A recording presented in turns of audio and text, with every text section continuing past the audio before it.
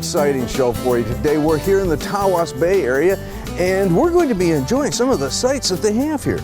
There's a lot to do, Tom, and we've got a great adventure. We're going to spend it on bikes on the new bike path, and along the way out to Tawas Point, we're going to have lots of surprises and fun things to see and do. Okay, it's going to be great. Let's get it started. If you follow US 23 along its scenic route right next to the Lake Huron shoreline, you will experience some of the most enjoyable driving in the Midwest. Small towns, beaches, and beautiful blue water. Ships passing so close that you could wave to and probably see the crew waving back. This amazing ride will take you to today's destination, Tawas, Michigan. Situated in Iosco County in northeast Michigan, Tawas Bay provides arguably the best natural harbor on Lake Huron. Tawas Point shelters the bay from the strongest northeast winds that can quickly arise, particularly in the autumn and winter months. Tawas Bay averages 15 to 25 feet in depth offshore and has a near-shore average water temperature in the summer months in the 70s. If you like to bike, be prepared for an incredible family biking trip. So it was off to the beginning of our biking adventure at the all-new bike path. Now, you may hear traffic in the background. We're actually running right along US 23 as it runs up the coast here. We're on the inside of it, so we're going to get some nice looks at the lake as we go by down here. Beautiful views of the lake and the trees and just nature. Okay, great. This is going to take us right on into Tawas and the Tawas Bay area, and we're looking forward to going down the trail, enjoying this beautiful trail, and getting into town. There's all kinds of things to do, so. Let's go. All righty, I'm ready. With the opening of a brand new section of paved, non-motorized trailway through Alabaster Township last fall, the Tawas Bay pedestrian and bike path now extends some 10 miles along Michigan's Lake Huron shoreline. It offers a safe and scenic off-highway route that shadows US 23 through Tawas and East Tawas, ending at one-of-a-kind Tawas Point State Park.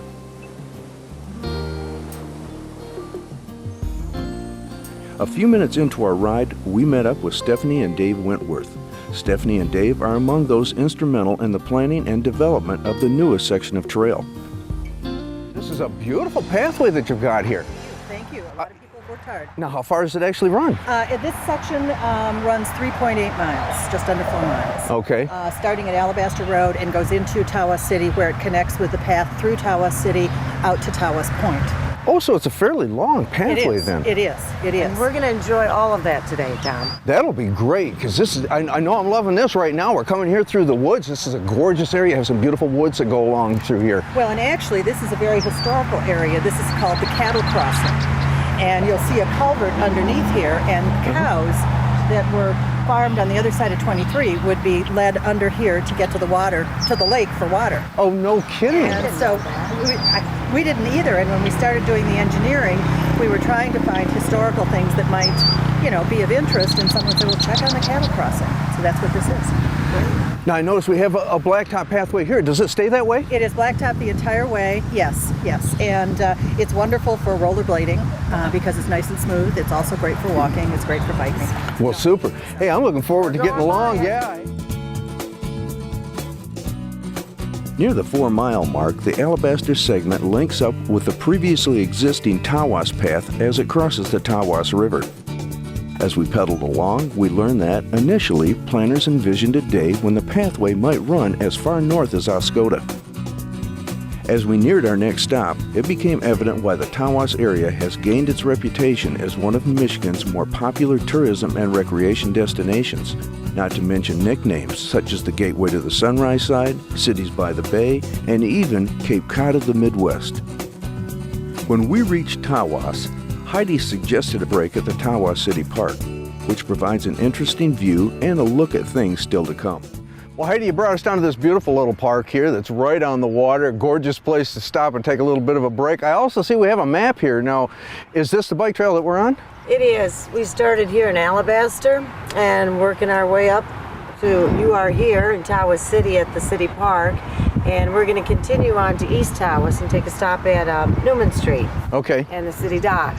And eventually we're going to make our way out to Tawas Point today. Okay, and we mentioned being at the Tawas Bay area, and this is Tawas Bay here. You can see it's just a part of actually Saginaw Bay that's down in here.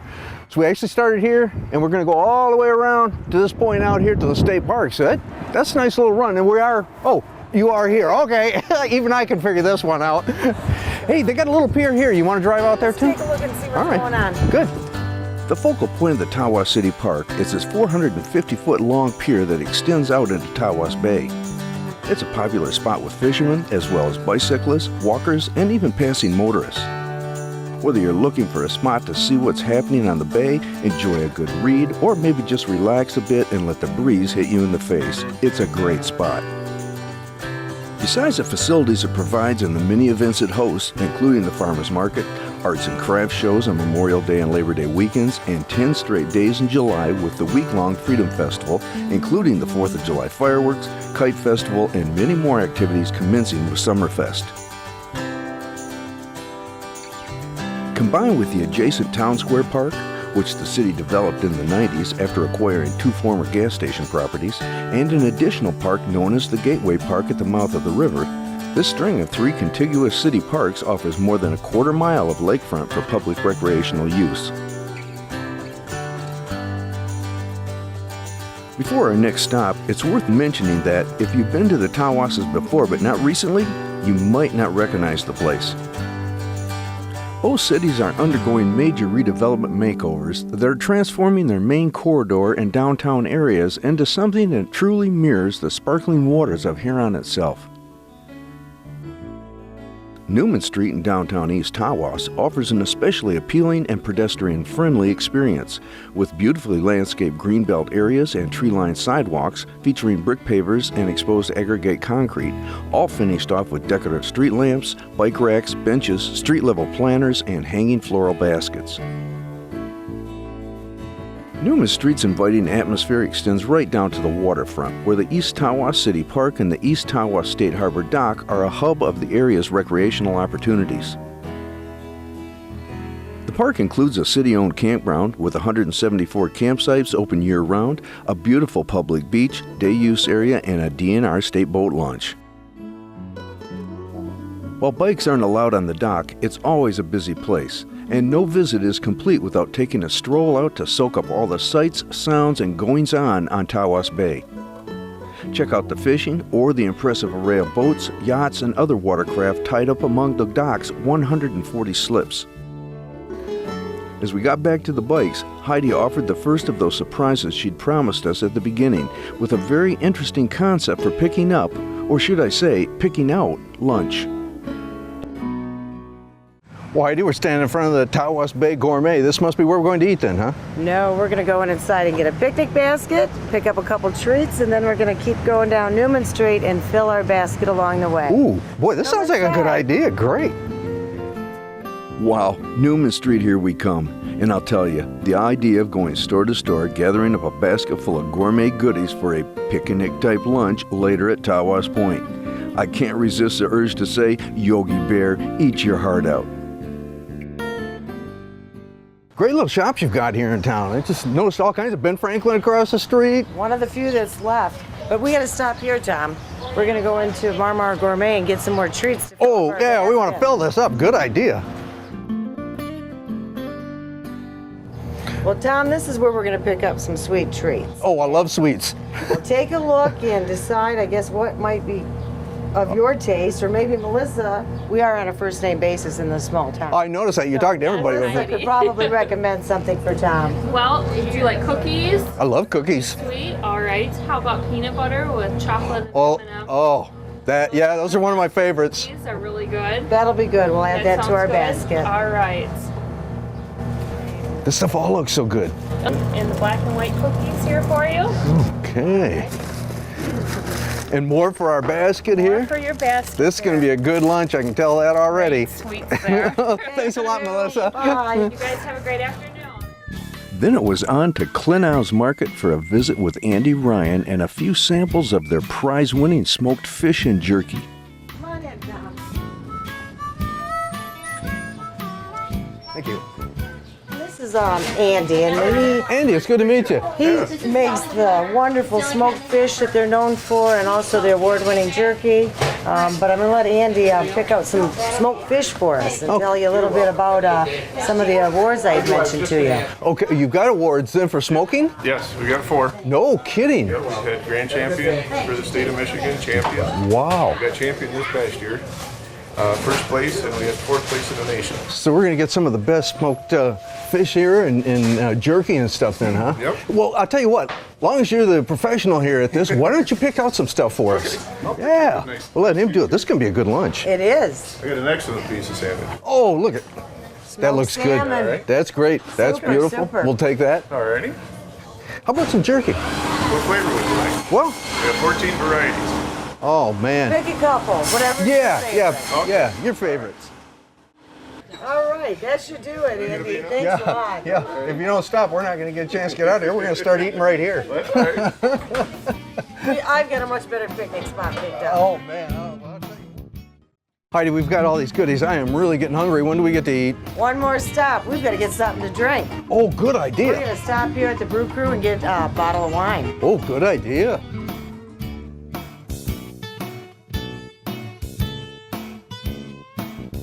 Finally, a stop at Brew Crew, one of the most complete wine and beverage shops we've seen in a community this size, where Rebecca helped us match a bottle of wine to our selection. Tom, this is Rebecca, and I think she will be able to recommend a wine to go with the rest of our pick. Good, excellent. It looks like you got a really nice selection We here have a too. great selection of wines. Okay, so we've got some smoked fish and some jerky, and we've got cheese and some great Looks like a desserts great in there. selection. Oh, it is. What do you think might go with that? You know what? Definitely with the smoked fish there, I am going to recommend this. It's a Viognier from Rosenblum Cellar. It's wonderful, and I think it would be an excellent summertime wine. Excellent. Perfect with this. We'll take that out with us, and we're going to go out and have a little picnic and have Hey, this. that sounds like great. Can I come along? Yeah, you sure can. We're going to have fun. Cool. Yeah, I think that'll be a good Okay, mix for well, you. great. Well, we Wonderful. appreciate your help, and anybody that happens to be looking for wine in town Yeah, can we come in definitely here and have got a lot nice of selection. They'll help you options. pick something out so you can go out and have your picnic too. Heidi, you ready? Come on down. All right, thanks, All right. Rebecca. Yeah, bye-bye. It was time to get back to the bikes, or so we thought, until Heidi announced another surprise. Well, my friend Barbara rents these out to the tourists that come to visit our area, and I'm going to introduce you and let her tell you more about it. Great. Barbara, this is Tom. Barbara, it's good to meet you. What have we got here? Well, we have pedal cars, and we rent them here to families. They come in 1-seaters, 2-seaters, or 4-seaters. Oh, no kidding. So you can go out with the whole family That's then? right, that's right. Wow. And they come with seat belts in the back, so you can even put a baby's car seat in there. Okay, are they hard to use? No, they're not. They're just a single speed. Look at this. We got padded seats. This is going to be comfortable. And we've got a little trunk here too. You've got a little trunk. We can put our basket back in there. Put your basket right in. I'm going to let you drive. All right, let's try this thing out. Thanks, Barb. Thanks, Barbara. We'll see you later. Okay. The rest of our ride, it seems, would be via the padded bucket seats of a four-wheeled pedal car, also known locally as an HPV, which we learned stands for Human-Powered Vehicle. I guess you really do learn something new every day. Now this was going to be novel. After a quick spin to get to fill these new wheels, we headed for Tawas Point. As we said earlier, several factors make the Point a one-of-a-kind place. Among them is the fact that it's widely known to offer some of the best birdwatching opportunities anywhere in this part of the country. Naturalists call it the near-perfect model of interdunal wetlands and the ultimate migrant trap during spring and fall migrations. The Tawas Point Birding Festival, held annually in mid-May, attracts birders from all over the world. As we approached the entrance of the Tawas Point State Park, I admit I was getting a little anxious, mostly because it meant it was time to find a table and enjoy the contents of that picnic basket. Too bad our basket filled up before we could sample the whole town, but trust me, you could do this a few times and not run out of variety. You know what's nice is what we're doing today is something that anybody can do. And whether you want to go the whole distance like we've done, or whether you want to just go out towards Alabaster on the nice trail out there, or come into town and do a little bit of shopping that we did, or shop and come out here to the state park and enjoy that. Well, I think it's evident all the people that we've seen along the way, that's exactly what the folks are doing. And just enjoying the beauty, whether it be the wooded areas on the bike path, the beach, the lake, the downtown shopping. Hey, what'd you think of this bike? Not bad, not bad. It was a lot of You fun. had a lot of fun on those for a whole day. It was a lot of fun. You just cruise along at a really slow speed, just enjoy yourself. We came in through an area that is noted for its birding. I see we got a lot of birds around here too. And this is a great birding area, so if you come through on a silent machine like this, and you can probably see a lot of birds. You see a lot. So bring your binoculars along, bring a camera along, the shots you're going to want to take, and bring some food along like we did, and come out here and have a picnic and overlook this beautiful beach area and cool yourself off in the breeze.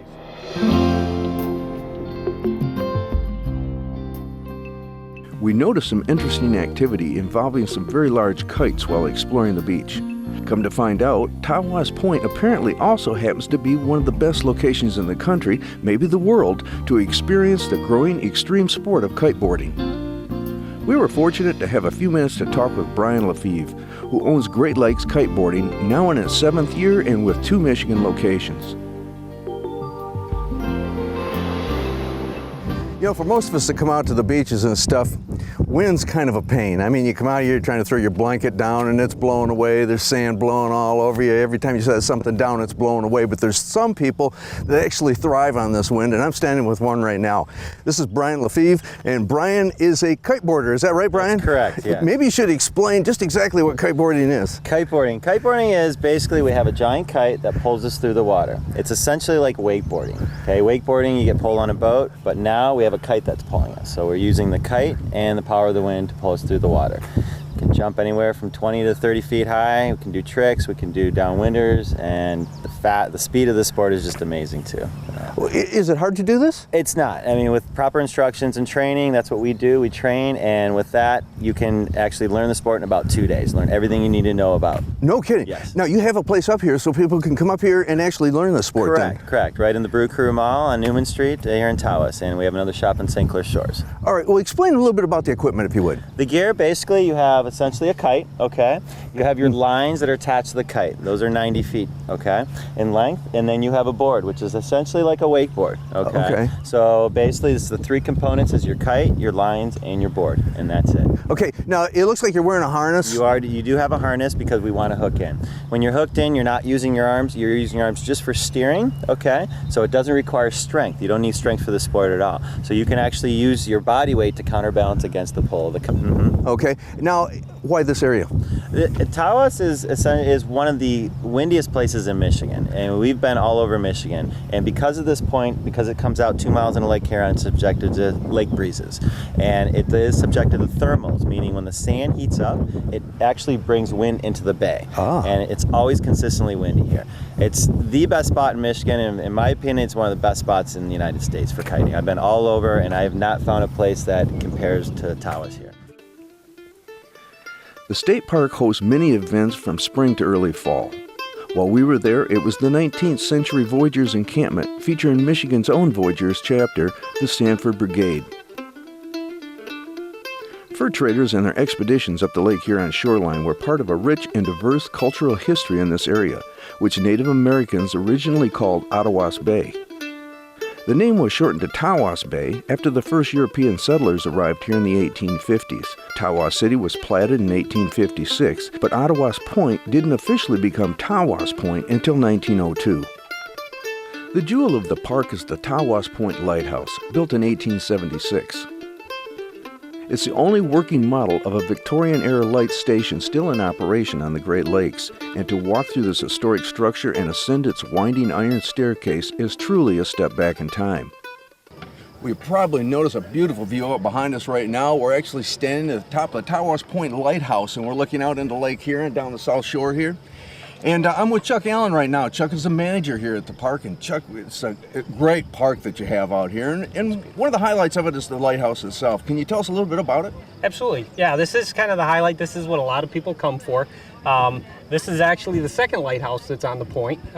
We had a lighthouse back by the campground that was built in 1852, and the point grows so much that within 20 years that lighthouse was actually obsolete. They had to build a new lighthouse, and this is the one that they built here in 1876. Okay, so it's been here for quite a while. It's in excellent shape, and I see you're doing a lot of work on it. What's going on? Yeah, it is in really good shape. We've been fortunate that we're kind of secluded, so we don't get some of the vandalism that a lot of lighthouses have gotten over the years. And then we were also very lucky that in 2001, the Coast Guard decided it was surplus, and they decided to turn it over to us. And we started doing some pretty aggressive work on renovating it. We started on the outside, redoing the tower and the building itself. And then after that, we started work on the inside. The doubled wall tower is 70 feet high and 16 feet wide at its base. First fueled by lard oil, then kerosene, the light has been powered by electricity since 1935. A rare fourth-order Fresnel lens built in Paris and installed in 1892 magnifies and makes the light visible up to 16 miles out onto the lake. The lighthouse includes a museum store and living quarters.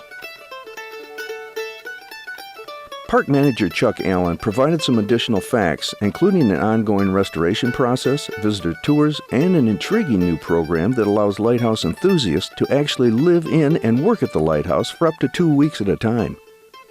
We do tours on weekends and on Wednesdays, actually. But we're hoping to have some lightkeepers staying in here this year that'll help us give tours every day.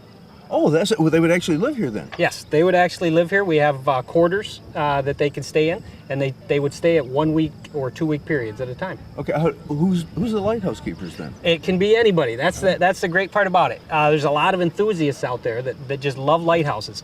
And we're starting this new program where they can come here, they stay in the lighthouse, they actually have to pay for it, but when they stay here, they do work that the lightkeepers would have done. Wow, that's kind of interesting. Yeah, just out of curiosity, what kind of work does that consist of? It consists of giving tours, because back then they did get a lot of visitors, especially here. It wasn't an island lighthouse or anything like that, so they got a lot of visitors and they gave tours. So they'll do that. They'll actually open up the museum in the morning, clean everything up. They'll raise the flag, and then at the end of the day, they'd lower the flag, lock down the museum, make sure it's all clean and ready to go. And then there's some odd jobs that, if they're comfortable doing things like that, also like washing the windows of the tower here, odds and end painting and stuff like that as well. For reasons that are easily understandable, the Tawas Point State Park Campground is one of the more popular ones in the state. Its 200 campsites are large, level, and grass-covered, and fill up on most weekends. Advanced reservations are essential on weekends and a good idea anytime. Equally popular are the 3 standalone cabins located within the park, including a gorgeous 3-room camper's cabin that sleeps up to 6 people and offers a bird's-eye view of Tawas Bay. Campers who bring their boats can beach them next to the campground. The park does not have a launch, but there is a commercial marina just down the road from the park, as well as the DNR launch in East Tawas. The park also offers a nature trail and even a metal detecting area. With everything we've highlighted, we haven't even touched on the Tawas area's exceptional offshore fishing, dozens of lodging and dining establishments, or hugely popular inland recreational opportunities like hiking, trail riding, and hunting, to name a few. Indeed, 60% of the land in Iosco County is publicly owned, either state or national forest. All things considered, it's a fine place to enjoy a great getaway. Well, I hope you enjoyed today's show. You know, I managed to improve my biking skills a little bit as we made that trip along US 23 from Alabaster all the way out to the Tawas Point Lighthouse. A great trip, one I know you'll enjoy. We hope to see you soon. Thanks for watching, and we'll see you next week.